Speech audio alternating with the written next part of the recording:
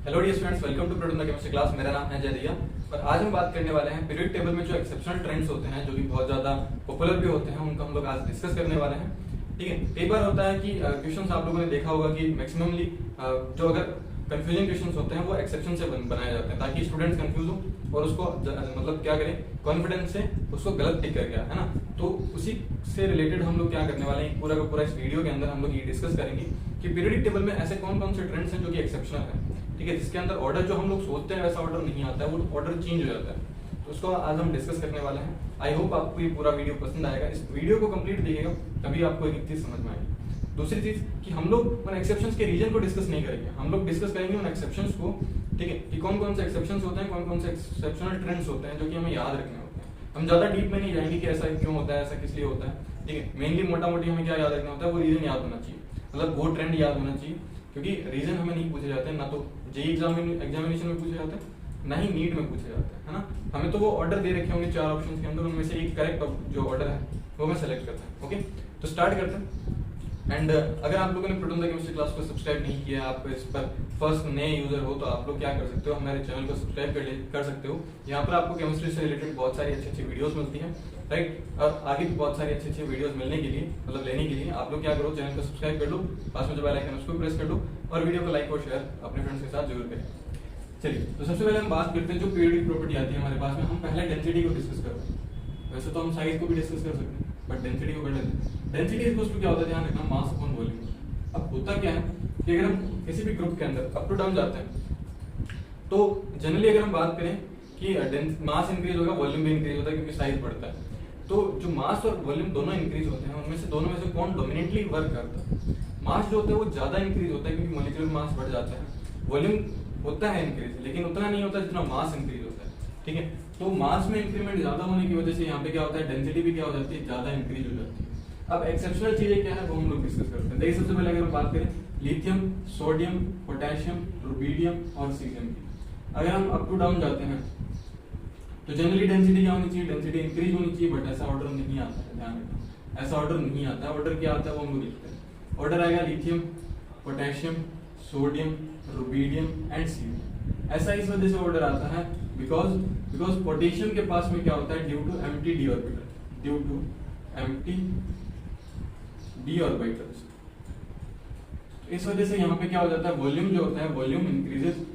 मास के रिस्पेक्ट में वॉल्यूम ज्यादा इंक्रीज हो जाता है। अगर मास के रिस्पेक्ट में वॉल्यूम ज्यादा इंक्रीज होगा तो डेंसिटी डिक्रीज हो जाएगी। इसी वजह से सोडियम की डेंसिटी ज्यादा होती है एज कम्पेयर टू पोटेशियम। ऐसा कैसा ऑर्डर इसमें भी देखने को मिलता है, जैसे for example beryllium, magnesium, calcium, strontium और बेरिलियम।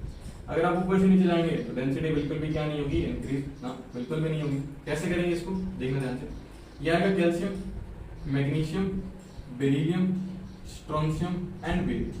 जो करेक्ट ऑर्डर आएगा वो करेक्ट ऑर्डर यही आएगा। जैसा का जैसा एक्सप्लेनेशन हम लोगों ने पोटेशियम के लिए एक्सप्लेन करा, वैसा का वैसा सेम टू सेम हम जो है इसके लिए एक्सप्लेन कर सकते हैं, बट हम एक्सेप्शंस के अंदर एक्सप्लेनेशन नहीं देखेंगे। ठीक है, क्योंकि जब आप एक्सेप्शंस के अंदर एक्सप्लेनेशन देखने लगोगे तो बहुत सारी कंफ्यूजन उसमें क्रिएट होनी स्टार्ट हो जाएगी। इसीलिए मैं आपको एक सजेशन देता हूँ कि अगर हम कॉम्पिटिटिव एग्जामिनेशन की तैयारी कर रहे हैं, नीट और जेईई की प्रिपरेशन कर रहे हैं, तो हमें सिर्फ और सिर्फ एक्सेप्शनल ऑर्डर ही पता होना चाहिए।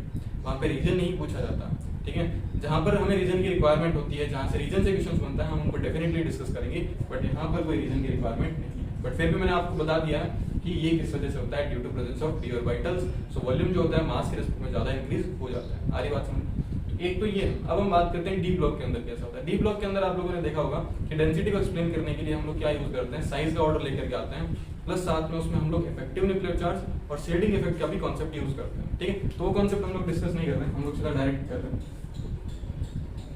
टीचर देखो, इसकी एक ट्रिक होती है, साइंस टीचर रीता कृपलानी, मानो फीस। अब ये थोड़ी मारवाड़ी ठीक है, को नहीं, आई होप आपको वहां तक दी जाए। सी जान जराती है ना, क्यों जान जराती। तो अगर आपको ये ट्रिक जाननी है तो आप नीचे कमेंट बॉक्स में कमेंट कर सकते हैं कि सर हमें ट्रिक आप लोग आप बता दें, तो मैं अलग अलग जो भी ब्लॉग्स हैं हमारे, उनकी सारी की सारी ट्रिक जो है वो आपको आपके साथ शेयर करूंगा अगर आप लोग चाहते हैं तो। ठीक, देखिए ध्यान से, यहाँ पे अगर हम बात करें तो कॉपर की डेंसिटी जो होती है वो बहुत ज्यादा होती है। क्या होती है, कॉपर की डेंसिटी इस पूरी पीरियड, सॉरी इस पूरी 3D सीरीज के अंदर, this is called 3D series. तो 3D सीरीज के अंदर कॉपर की डेंसिटी ज्यादा होती है।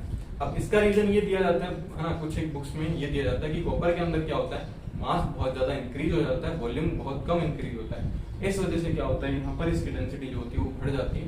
ये डेंसिटी का ऑर्डर है। डेंसिटी और एटॉमिक साइज के ऑर्डर में बहुत से लोग कंफ्यूज हो जाते हैं, तो हम एटॉमिक साइज का भी ऑर्डर देखेंगे, डेंसिटी का ऑर्डर तो हम लोगों ने देख लिया। तो ये आप लोग जरूर से ध्यान रखना कि डेंसिटी के ऑर्डर के अंदर ये वेरिएशन आते हैं। यहाँ पे कॉपर का है ना, एक बार आपको निकल, कॉपर और जिंक दे दिया जाता है और आपसे पूछा जाता है ऑर्डर क्या होगा डेंसिटी का, तो हम लोग तो सीधा डायरेक्ट क्या करेंगे कि डेंसिटी इंक्रीज होगी, कॉपर की सॉरी जिंक की ज्यादा होगी, कॉपर की उससे कम होगी, निकल की और उससे कम होगी, बट ऐसा नहीं होता, कॉपर का ज्यादा होगा। तो ये है डेंसिटी का ऑर्डर जो कि एक्सेप्शनल ऑर्डर थे। आप इसको कॉपी करें, फिर हम लोग आगे मूव करते हैं नेक्स्ट टाइप की प्रॉपर्टी का, एक्सेप्शनल ऑर्डर देखने के लिए, राइट। कॉपी करें इसको। ओके, सो हम बात करते हैं नेक्स्ट मेल्टिंग पॉइंट के ऑर्डर के बारे में कि मेल्टिंग पॉइंट में कहां कहां हमें एक्सेप्शनल ट्रेंड्स देखने को मिलते हैं। तो ध्यान से देखना, मेल्टिंग पॉइंट जिसको हम लोग क्या बोलते हैं, एमपी, ठीक है। अब देखो मेल्टिंग पॉइंट में बहुत सिंपल सा है। सबसे पहले तो हम लोग एस ब्लॉक की बात कर लेते हैं, बेरिलियम, मैग्नीशियम, कैल्शियम, स्ट्रोंशियम और बेरियम। अगर आप देखोगे तो मेल्टिंग पॉइंट से बहुत सारे हम लोग फैक्टर्स डिस्कस करते हैं। अगर आप लोगों को पीरियडिक टेबल में जो पीरियडिक प्रॉपर्टीज के जो ट्रेंड्स डिसाइड करते हैं, जो फैक्टर्स होते हैं, उनमें कुछ दिक्कत आ रही है तो आप जरूर नीचे कमेंट बॉक्स में आप कमेंट कर सकते हो, ठीक है। आपकी फरमाइश पर वीडियो बनाए जाएंगे, तो आप लोग बता सकते हैं कि किस किस टॉपिक पर आपको वीडियो चाहिए, राइट। चलिए, ये ऑर्डर नहीं आएगा ऐसा कुछ, है ना, एकदम सिंपल सा ऑर्डर नहीं आता, इसमें कुछ चेंज हो जाता है। चेंज क्या होता है, मैग्नीशियम उठ करके सबसे पीछे चला जाता है। अब ऐसा क्यों होता है वो हमें क्या पता, हम मैग्नीशियम से पूछेंगे कि भाई बताएं कि आप पीछे क्यों चले गए सबसे, है ना। ये ऑर्डर आएगा मेल्टिंग पॉइंट। ऐसा इसलिए होता है कि यहाँ पे एमटीडी ऑर्बिटल्स प्रेजेंट होते हैं, जनरलाइजेशन बता रहा हूँ, है ना। कुछ बुक्स में भी कई बार अलग बता दिया जाता है, तो आप लोग जनरलाइजेशन याद रखना कि यहाँ पे क्या होता है। देखो, एक तो बेरिलियम का सबसे स्मॉलेस्ट साइज होता है, तो उस वजह से क्या होता है, मेटेलिक बॉन्ड डिस्टेंस ज्यादा होगी। मेटेलिक बॉन्ड डिस्टेंस ज्यादा होगी मतलब छोटे छोटे मॉलिक्यूल्स पास में चिपके होंगे, तो मेटेलिक बॉन्ड डिस्टेंस ज्यादा होगी, तो बॉन्ड को ब्रेक करने के लिए आपको ज्यादा हीट देनी पड़ेगी। ज्यादा हीट दोगे तो मेल्टिंग पॉइंट डेफिनेटली उसका ज्यादा होगा, है ना। तो ये हम बोल सकते हैं। दूसरा, कैल्शियम, स्ट्रोंशियम, बेरियम में क्या हो जाता है, इसमें इनमें एमटीडी ऑर्बिटल्स प्रेजेंट होते हैं। तो एमटीडी ऑर्बिटल्स प्रेजेंट होने की वजह से क्या होता है, मेटेलिक रेजोनेंस होता है। मेटेलिक रेजोनेंस क्या होता है अभी बताया आपको, ज्यादा डिस्कस नहीं करेंगे, आप लोग सिर्फ याद रखो, रीजन कोई नहीं पूछेगा। तो मेटेलिक रेजोनेंस की वजह से आप सीधा याद रखो कि मेटेलिक बॉन्ड डिस्टेंस बढ़ जाती है। मेटेलिक बॉन्ड डिस्टेंस बढ़ने की वजह से क्या होता है, हीट ज्यादा देनी पड़ेगी, हीट ज्यादा देनी पड़ेगी तो मेल्टिंग पॉइंट बढ़ जाएगा। मैग्नीशियम के अंदर ऐसा नहीं होता, इस वजह से ये इजीली क्या हो जाता है, मेल्ट हो जाता है। सारी बात समझी। तो ये ऑर्डर जो है ये एक्सेप्शनल ऑर्डर होता है। मेल्टिंग पॉइंट सबसे ज्यादा किसका होता है, बेरिलियम का होता है, सबसे कम किसका होता है, मैग्नीशियम का होता है। तो ये करेक्ट ऑर्डर इसमें आता है। नेक्स्ट हम लोग पी ब्लॉक में बात करते हैं। पी ब्लॉक के अंदर बैंगन, आलू, गाजर, थैला, ठीक। अगर हम यहाँ पे देखें तो सबसे ज्यादा जो है मेल्टिंग पॉइंट जो आएगा, सबसे इसका जो ऑर्डर आता है वो जनरल ऑर्डर नहीं आता, जो पी ब्लॉक का ऑर्डर रहता है, इसमें कुछ चेंज हो जाता है। गैलियम का जो है वो सबसे कम रहता है ना, ऑर्डर जो है वो ये रहेगा। गैलियम की मेल्टिंग पॉइंट जो होता है बहुत कम मेल्टिंग पॉइंट होता है, क्योंकि गैलियम जो होता है वो 42 डिग्री पर ही क्या हो जाता है, लिक्विड फॉर्म में आपको मिलता है। तो अगर ये लिक्विड फॉर्म में मिलेगा आपको 42 डिग्री पे, तो देख लो बहुत कम हो गया, है ना। बोरॉन, एल्यूमिनियम, गैलियम, इंडियम और थैलियम, तो गैलियम का बहुत ज्यादा मेल्टिंग पॉइंट कम होता है, ठीक है। ये ऑर्डर आता है, जनरल ऑर्डर नहीं आता है इसमें कि अप टू डाउन जाएंगे तो मेल्टिंग पॉइंट डिक्रीज होगा या फिर इंक्रीज होगा, जो भी होता है, बट इसमें ऐसा नहीं आता है। हम लोग अभी एक्सेप्शनल देख रहे हैं, नहीं तो मैं क्या सारी चीजें एक साथ करवाऊंगा तो कंफ्यूजन सी हो जाएगी, है ना, रिलेशन बैठेगा नहीं उसके अंदर। तो इसीलिए हम लोग एक्सेप्शनल की बात करते हैं। ये एक्सेप्शन है, इस तरीके से ये मेल्टिंग पॉइंट का एक्सेप्शन आता है। तो आप लोग इसको इन दोनों को कॉपी करो, ठीक। फिर हम लोग बात करते हैं नेक्स्ट टाइप की प्रॉपर्टी के अंदर क्या एक्सेप्शंस आते हैं, आप कॉपी करो। सो अब हम बात करने वाले हैं एटॉमिक रेडियस के बारे में कि एटॉमिक रेडियस के अंदर कहां पर कुछ एक्सेप्शन आता है या फिर नहीं आता। देखते हैं ध्यान से, देखा ध्यान से। एटॉमिक रेडियस, एटॉमिक रेडियस अगर हम बात करें, एटॉमिक रेडियस तो बहुत सिंपल है। अगर आप पीरियड की बात करो, देखो lithium, beryllium, boron, carbon, nitrogen, oxygen, chlorine और नियोन। तो ध्यान से देखना, यहाँ पे जो एटॉमिक रेडियस होती है इसका ऑर्डर कुछ ऐसा आता है। नियोन की एटॉमिक रेडियस बहुत ज्यादा हो जाती है। इसका रीजन ये होता है कि यहाँ पर वंडरवॉल फोर्सेस ऑफ अट्रैक्शन होता है। मतलब बॉन्ड जो बनेगा वो वंडरवॉल बॉन्ड बनेगा। वंडरवॉल बॉन्ड की जो बॉन्ड लेंथ होती है ना, मतलब जो लेंथ आएगी, हम लोग एटॉमिक रेडियस को किस तरीके से मेजर करते हैं आपको पता होगा। कोई भी टॉपिक पर आपको डाउट है तो प्लीज आपसे रिक्वेस्ट है, आप लोग कमेंट बॉक्स में कमेंट करना, मैं डेफिनेटली उस पर वीडियो बना दूंगा। कुछ वीडियोस मैंने बना भी रखे हैं, आपको अगर पीरियड टेबल में डाउट आ रहा है तो पूरा पीरियड टेबल का मैंने वीडियो बना रखा है, आप लोग उसमें देख सकते हैं। शायद होगा, अगर नहीं होगा तो मैं बना दूंगा, हाँ। आप लोग एक बार चेक कर लो। चलिए, तो अब हम बात करते हैं, वापस टॉपिक पे आते हैं। तो नियॉन के अंदर क्या होता है कि वंडरफुल फोर्सेस ऑफ अट्रैक्शन होते हैं, उस वजह से क्या हो जाते हैं कि रेडियस जो होती है वो ज्यादा हो जाती है। बाकी इनके अंदर मेटेलिक होती है और जो नॉन मेटल्स होते हैं, सॉरी मेटेलिक क्या, इनमें आयनिक होती है और बाकी जो नॉन मेटल्स होते हैं उसमें क्या होती है, कोवेलेंट होती है। तो कोवेलेंट के अंदर क्या होती है आपको पता ही, ओवरलैपिंग हो जाती है, उस वजह से डिक्रीज हो जाती है ना। तो ये सिंपल से रीजन होते हैं जो कि आपको ध्यान रखना है। एक और एग्जांपल लेते हैं, देखो बैंगन, अभी वाला सेम, आलू, गाजर, थैला। तो इसके अंदर अगर हम देखें तो बोरॉन से लेकर के नीचे तक जाएंगे, ठीक है, तो जो रेडियस आएगी वो कुछ इस तरीके से आती है। ये ऑर्डर आता है इसका। अब ये ऑर्डर क्यों आता है वो हम लोग देखते हैं। देखो एल्यूमिनियम और गैलियम की अगर हम बात करें तो यहाँ पे तो हमें देखने को मिलता है transition contraction. Transition contraction, transition contraction क्या होता है, यहाँ पे हम लोग देखेंगे लेंथेनॉइड कॉन्ट्रैक्शन। अब लेंथेनॉइड कॉन्ट्रैक्शन क्या होता है, हाँ बहुत सारे क्वेश्चन हैं, अभी क्लियर कर देते हैं। देखो ट्रांजिशन कॉन्ट्रैक्शन और लेंथेनॉइड कॉन्ट्रैक्शन को छोटा सा मैं आपको एक्सप्लेन करता हूँ, बहुत सिंपल सी चीज है। लेंथेनॉइड कॉन्ट्रैक्शन देखते हैं, ट्रांजिशन कॉन्ट्रैक्शन आपको आराम से समझ आ जाएगा। लेंथेनॉइड कॉन्ट्रैक्शन क्या होता है, आप लोगों ने देखा होगा कि 3D सीरीज जो होती है ना, वहां पर ये 3D सीरीज को जो 4D सीरीज आते हैं, तो 4D सीरीज में हमें लेंथेनम और हाफियम कुछ तो याद होगा आपको ना, पीरियडिक टेबल आप लोगों ने पढ़ी होगी है, ठीक है। लेंथेनॉइड के बाद हमें क्या मिलती है, यहाँ पे लेंथेनॉइड सीरीज मिलती है और नीचे एक्टिनॉइड के बाद में एक्टिनॉइड सीरीज मिलती है, एक्टिनम के बाद में ना। तो due to presence of f block elements या एफ सबसेल, वहां पे क्या होता है कि एफ सबसेल की जो शील्डिंग इफेक्ट होती है, एफ सबसेल में जो इलेक्ट्रॉन्स प्रेजेंट होते हैं उनकी जो शील्डिंग पावर होती है, जो शील्डिंग इफेक्ट होता है उनका वो बहुत कम होता है। शील्डिंग इफेक्ट का जो ऑर्डर आता है वो हमारे पास में क्या आता है, SPDF का ऑर्डर आता है। एफ के अंदर सबसे ज्यादा शील्डिंग, सॉरी एस के अंदर सबसे ज्यादा शील्डिंग होती है, एफ के अंदर बहुत कम शील्डिंग होती है। तो जब शील्डिंग कम होती है तो क्या होता है, देखो शील्डिंग इफेक्ट कम होगा तो क्या होगा, जेड इफेक्टिव बढ़ जाएगा, मतलब शील्ड नहीं कर पाएंगे इलेक्ट्रॉन्स, तो न्यूक्लियस अपनी तरफ उनको खींच लेगा। जब अपनी तरफ उनको खींच लेगा तो बताओ क्या होगा, साइज जो है, जो बढ़ा हुआ साइज होगा वो श्रिंक हो जाएगा। तो साइज क्या हो जाता है, छोटा हो जाता है। जब साइज छोटा हो जाएगा ना तो यही ऑर्डर आएगा। देख लो इंडियम का साइज क्या है, बड़ा, जबकि थैलियम का साइज क्या है, छोटा। जबकि होना क्या चाहिए था, इसका साइज तो क्या होना चाहिए था, बड़ा होना चाहिए था, इसका साइज छोटा होना चाहिए। क्योंकि ग्रुप में अप टू डाउन जाएंगे, अप टू डाउन जाने पर क्या होता है, नंबर ऑफ इलेक्ट्रॉन्स बढ़ते हैं, नंबर ऑफ इलेक्ट्रॉन्स बढ़ेंगे तो क्या होगा, सेल्स बढ़ेंगे, सेल्स बढ़ेंगे तो इस वजह से क्या बढ़ेगी, है ना, रेडियस जो भी है बढ़ सकती है। बट ऐसा ऑर्डर इसमें नहीं मिलता। सेम ऐसा कैसे ट्रांजिशन कॉन्ट्रैक्शन में आता है, यहाँ पे डीडी ट्रांजिशन मतलब होता है, इसको डीडी कॉन्ट्रैक्शन भी बोलते हैं, या फिर हम लोग ट्रांजिशन कॉन्ट्रैक्शन इसलिए बोलते हैं क्योंकि डी ब्लॉक एलिमेंट्स को हम लोग ट्रांजिशन एलिमेंट्स भी बोलते हैं। सारी बात सुनो, तो ये कुछ सेम इसी तरीके से होता है, यहाँ पे भी आप लोग बोल सकते हो। और एक चीज ध्यान रखना आप लोग, जो ट्रांजिशन कॉन्ट्रैक्शन होता है वो एल्यूमिनियम और गैलियम पर ही अप्लाई होता है। इसके बाद नीचे वाले एलिमेंट्स पर कभी भी ट्रांजिशन कॉन्ट्रैक्शन अप्लाई नहीं होता, ठीक है। इसके बाद वाले जो दूसरे आएंगे या उसके बाद वाले जो है ना, बोरॉन फैमिली के बाद वालों में कभी भी ट्रांजिशन कॉन्ट्रैक्शन एप्लीकेबल नहीं होता। ट्रांजिशन कॉन्ट्रैक्शन सिर्फ और सिर्फ एल्यूमिनियम और गैलियम पर ही एप्लीकेबल होता है। तो ये एक्सेप्शनल आप लोग चीजें याद रखना, ठीक है। तो आप लोग इसको कॉपी करो, ये एटॉमिक रेडियस के अंदर। एक और चीज मैं बता देता हूँ, वो आपको याद होगी, 40 से 50 सीरीज में जाओगे तो भी क्या होगा, साइज के अंदर वेरिएशन आएगा, किसका साइज ज्यादा होगा, ये कुछ ऐसा साइज है, ठीक है। ये भी किस वजह से होता है, ये भी लेंथेनॉइड कॉन्ट्रैक्शन की वजह से होता है, ठीक है। तो लेंथेनॉइड कॉन्ट्रैक्शन की वजह से ये होता है। आई होप आपको लेंथेनॉइड कॉन्ट्रैक्शन पता होगा, तो आप इसको नोट करो। ओके, तो अब हम बात करते हैं आयनाइजेशन एंथैल्पी या फिर आयनाइजेशन एनर्जी के बारे में। तो देखना ध्यान से, मैंने कुछ टर्म्स जो है वो पहले से ही लिख दिए हैं ताकि इसके अंदर क्या है कि हम लोग सीधा डायरेक्ट से क्या कर सकते हैं, डिस्कस कर सकते हैं। मैं आपको एक्सप्लेन करता हूँ।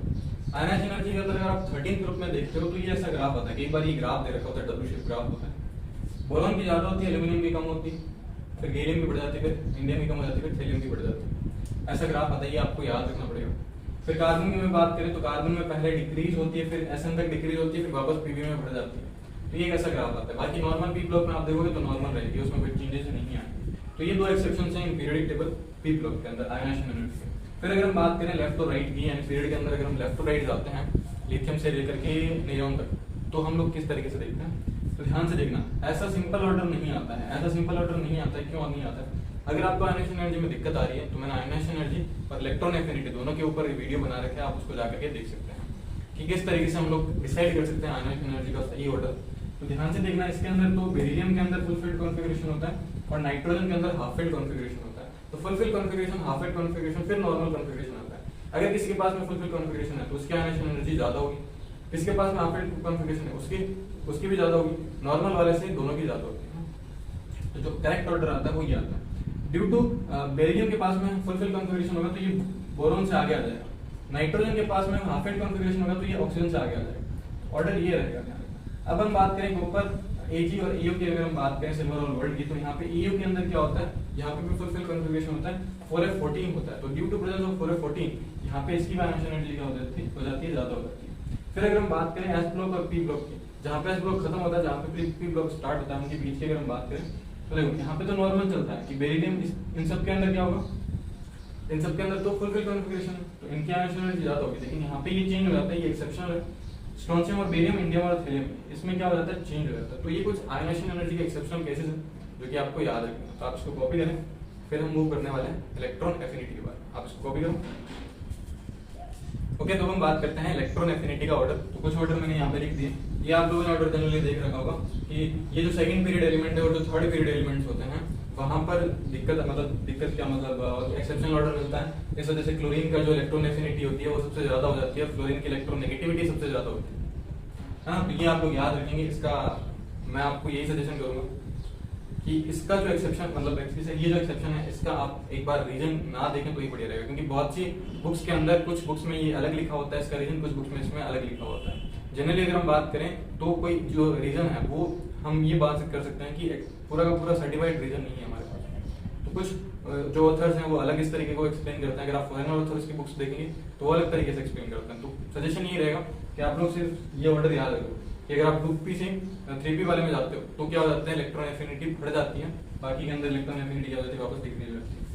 अगर हम यहाँ पे देखें, अब देखो इलेक्ट्रॉन एफिनिटी थोड़ा सा कंफ्यूजिंग कॉन्सेप्ट है ना। इसके अंदर हम जब इलेक्ट्रॉन ऐड करते हैं तो कुछ एनर्जी रिलीज होती है, मतलब सॉरी इलेक्ट्रॉन को निकालते हैं या फिर इलेक्ट्रॉन ऐड करते हैं तो कुछ एनर्जी जो होती है वो रिलीज होती है। तो इलेक्ट्रॉन ऐड करने की वजह से कुछ एनर्जी रिलीज होगी, तो हम लोग इलेक्ट्रॉन एफिनिटी और डेल्टा एस का कॉन्सेप्ट यहाँ पे यूज करते हैं। तो इलेक्ट्रॉन एफिनिटी और डेल्टा एस में बहुत ज्यादा कंफ्यूजन होती है। तो आप लोग एक काम करना, एक वीडियो बना रखा है मैंने, आप लोग उसको देख लेना, उससे आपका सारा का सारा जो कंफ्यूजन है वो क्लियर हो जाएगा। ठीक है, अभी के लिए आप ये ऑर्डर याद रखना। देखो नियॉन के अंदर क्या होगा कि नियॉन के अंदर आप जितनी, नियॉन तो पहले से ही फुलफिल है तो ये इलेक्ट्रॉन को ऐड नहीं करने देगा।